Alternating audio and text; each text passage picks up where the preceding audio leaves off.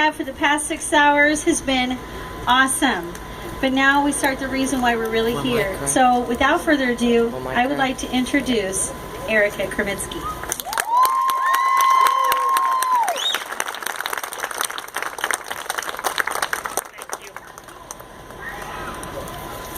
Hello. To be honest, when I was asked to speak, I was both honored and a bit terrified, unsure that I could hold it together. But as my Aunt Deb says, share your story, even if your voice shakes. So today, I sit here for all of the cancer patients that are unable to stand here on their own, and for all of those who would have loved to stand here, but were never given the opportunity. My name is Erica Kremitzki, and I'd like to start by saying how grateful I feel to be here with all of you. Today marks 1 year and 119 days since I heard the 3 words that forever changed my life. Within a month of hearing the words, "You have cancer," which were scary on their own, I learned that I had stage 4 colorectal cancer that had traveled to both of my lungs 1 month before my 39th birthday. It all seemed like a bad dream. My life quickly took a U-turn with my cancer diagnosis, and my year was spent undergoing aggressive chemotherapy, intensive radiation, colorectal surgery with a permanent ostomy, and the removal of 5 lung tumors during a double lung surgery. Cancer can take a lot from a person. It can take your ability to feed yourself. It can take your ability to walk. It can take your hair. It can take your ability to function on your own. But it can't take the love in your heart, the smile from your face, or the comfort you have when you know you are not fighting alone. Every person that loves you fights with you. At this time, if you were ever a caretaker to someone with cancer, I would like you to raise your hand and I would like to applaud you.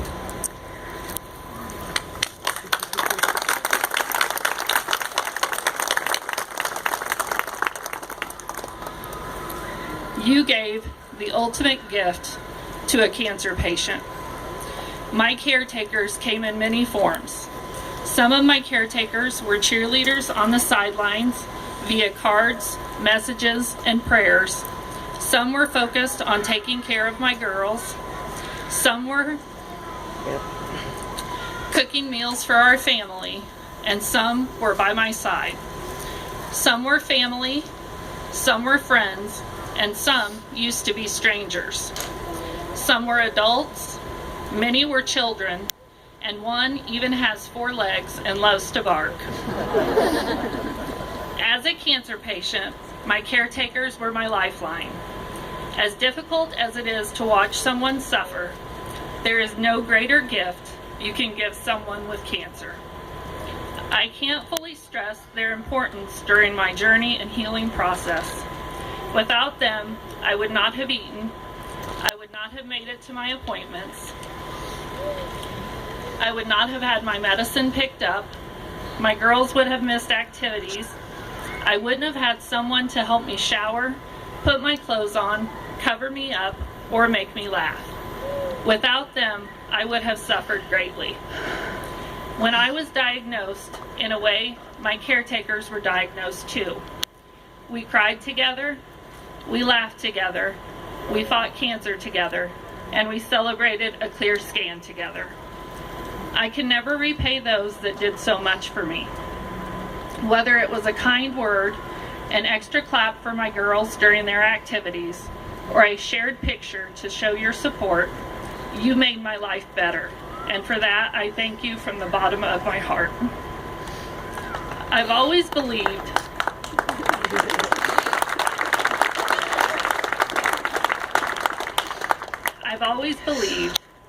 that experience is life's best teacher. A battle with cancer has been no different. I have learned a lot. I have learned to accept help. I have learned that there are a lot of beautiful people in this world. I have learned that I am stronger than I knew. I have learned that when you are sick and someone offers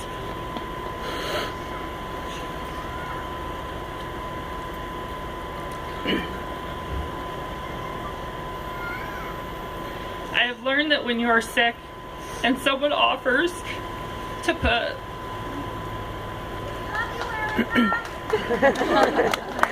thank you. Sorry. I have learned that when you are sick and someone offers to put a smile on your child's face, the gift is priceless. I have learned that when you can't cook for your family, a meal is one of the best gifts one can receive. I could go on, but I only learned these things because of my experience. I've also learned that there are some things done with good intentions by loving and kind people that can unknowingly cause additional stress to a cancer patient. Being the teacher I am, I'd like to take this opportunity to share those 4 things as well, so that people can continue to learn and understand how to best support friends and family fighting this disease. Number 1, I have learned that when you are a cancer patient, a lot of people tell you about others they've known that have died from cancer. Hearing of those lost to this terrible disease is not comforting in the midst of your battle. Instead, I encourage you to talk to patients about survivors you know, current events, family, or just sit with them in silence. They need you, but during that difficult time, they need you to be as positive and uplifting as possible. Number 2, I have learned that when you are sick, many people drop by to visit. Many times during and after treatments, patients are very sick and unable to sit and have conversations. The visit is a beautiful gesture of love and support, but the patient should know about it so that they can be physically ready. This also allows the patient to call and reschedule if they are having a bad day. Number 3, I have learned that many people do not understand the serious nature of sharing germs with cancer patients. I was surprised by the number of people that would come to visit and mention just getting over the flu or a horrible cough during our conversation. A person with a normal immune system has the resistance to fend off most germs, while a cancer patient often does not. And number 4, last but not least, I have learned that you should never judge the way a person battles cancer. The mental and emotional toll it places on a person can't fully be described.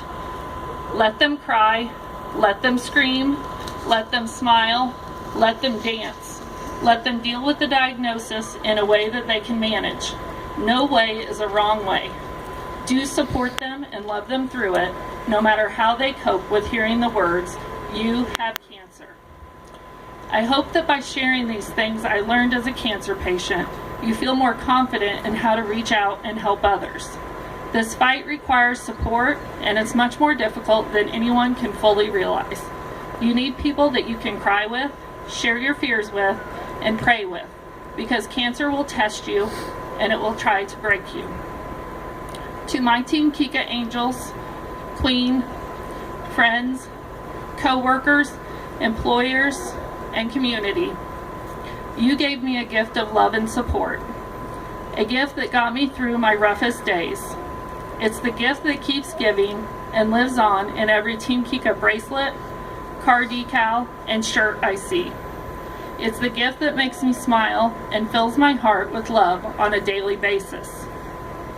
To Mike's family, thank you for taking the girls to their activities, making sure the house was clean and laundry was done, donating vacation time, taking care of my 4-legged buddy Snickers during each surgery and recovery, and always making sure we knew you were only a phone call away.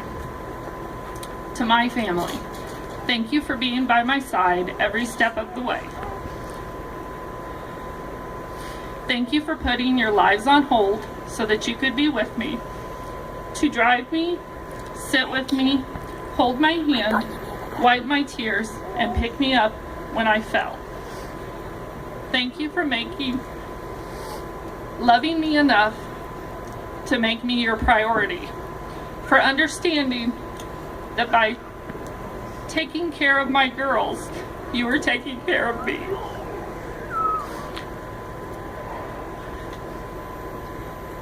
And thank you for dancing with me always. You taught me that Ohana means family, and you proved that family means nobody gets left behind or forgotten.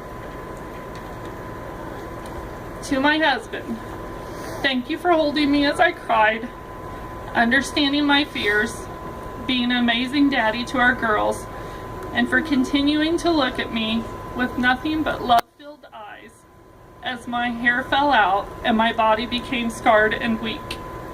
You are an amazing man, and I'm so proud to call you my husband.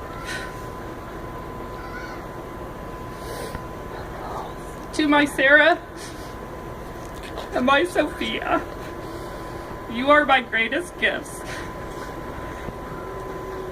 I am so proud to be your mom.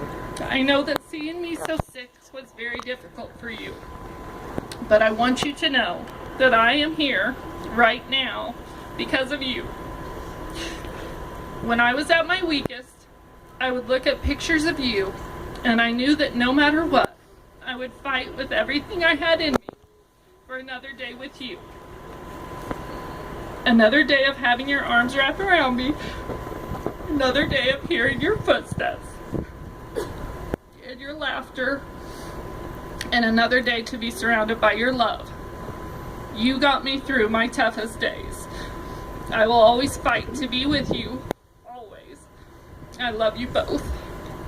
To every cancer patient fighting, you are not a statistic. You are not a burden. Accept the help. Cry when you need to. Dance when you can. And keep fighting the good fight. And to every survivor, caregiver, family member, and friend here today, thank you for keeping hope alive.